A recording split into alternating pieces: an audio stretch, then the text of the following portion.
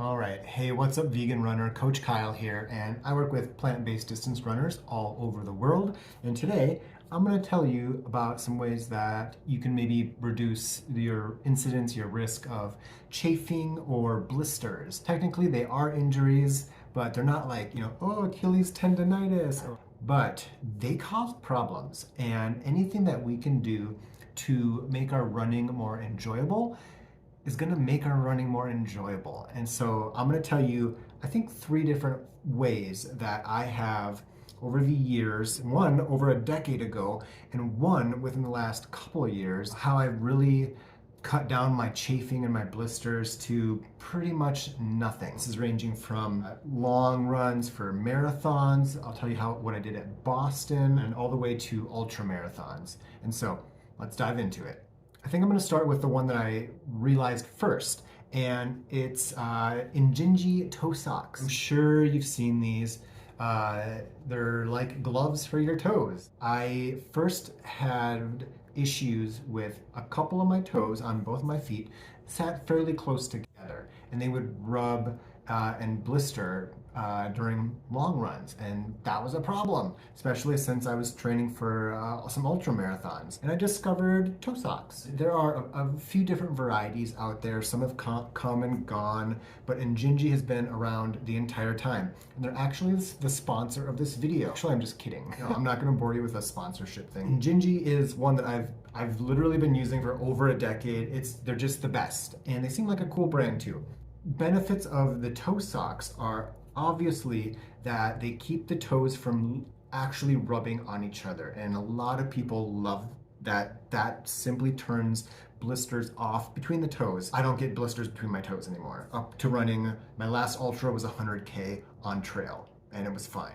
They keep my feet cooler as well. Like, think about wearing a mitten or a glove.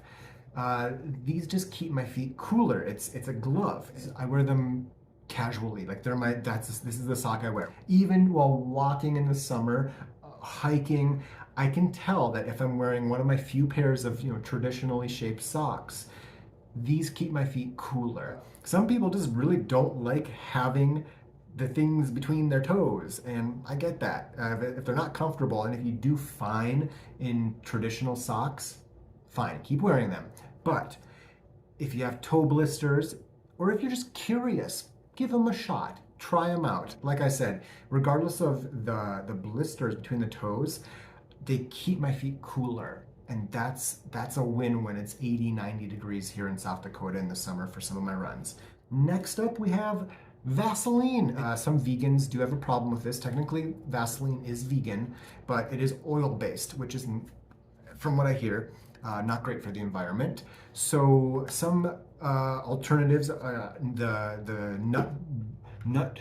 Let's look up vegan alternative to gelatin. Pops up first to Vaseline. Vegaline. I don't know. What's the one with the squirrel on it? Squirrel's nut butter is a very popular one.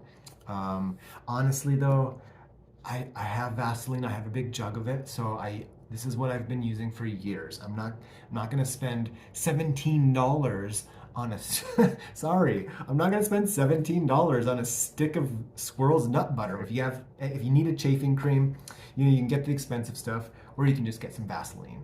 Next up, the big one. This is, oh my gosh, such a game changer. And so, I haven't used Vaseline in a long time. And the reason for that is I don't need it anymore. I've always needed chafing cream, either mostly for the back, like my tramp stamp area. I don't have a tramp stamp. Or like just between my legs or on my crotch, etc. However, did I get these? So I'm rocking the half tights now, people, and these are a game changer. Now, they're great because they have the pockets for storage.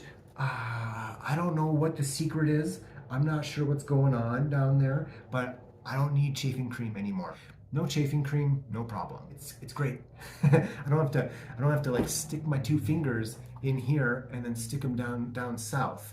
it's nice to not have to do that anymore. I'm going to be honest.